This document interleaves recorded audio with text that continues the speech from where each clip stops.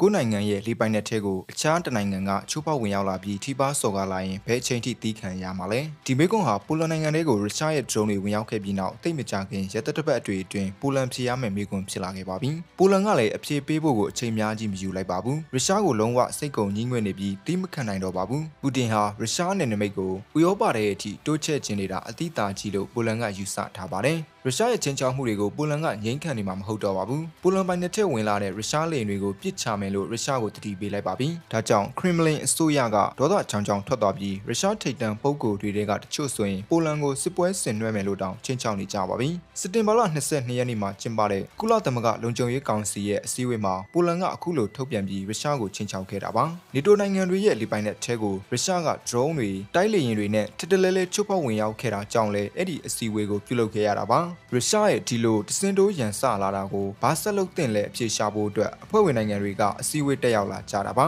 ပိုလန်နိုင်ငံသားဝင်ကြီး Radoslaw Sikorski ကစင်ပေါ်တက်ပြီးရုရှားကိုတိုက်ရိုက်ရည်ညွှန်းပြောကြားခဲ့ပါတယ်အစည်းအဝေးတက်ရောက်လာသူတွေဟာအဲ့ဒီစကားတွေကိုကြားသိခဲ့ပါတယ် Sikorski ကရုရှားအစိုးရကိုတောင်းဆိုစရာတစ်ခုပဲရှိတယ်လို့အစချီပြီးခရမ်မလင်အစိုးရကိုတုံ့လှုပ်စေတဲ့တတိပေးချက်ကိုပြောခဲ့တာပါဒုံးကျည်ပဲဖြစ်ဖြစ်လေယာဉ်ပဲဖြစ်ဖြစ်ရွေချက်ရှိပဲဖြစ်ဖြစ်မတော်တဆပဲဖြစ်ဖြစ်ကျွန်တော်တို့လေပိုင်တဲ့ထဲကိုခွင့်ပြုချက်မရှိပဲထပ်ဝင်လာရင်တော့ပြစ်ချခံရမယ်အဲ့ဒီလိုပြစ်ချခံရလို့နေတိုးပိုင်တဲ့ထဲပြက်ကြကကြမှာလာပြည့်ငြိမပြနဲ့လို့သူကပြောခဲ့တာပါသူကတတိပေးလိုက်ပြင်တော့လို့အစ်ဆက်ဆက်လေတန်းနဲ့တခွန်းထပ်ပြောပြီးညီကုန်းချုံလိုက်ပါတယ်ဒီစကားကပိုလန်ဟာနောက်ပိုင်းကိစ္စတွေအတွက်ဘယ်လောက်အထိတုံ့ပြန်ဖို့ရည်ရွယ်ထားတဲ့ဆိုတာကိုပူတင်ဘက်ကမသိလိုက်ဘူးဆိုတာမျိုးမဖြစ်ရအောင်အရှင်းလင်းဆုံးအချက်ပေးမှုပဲဖြစ်ပါတယ်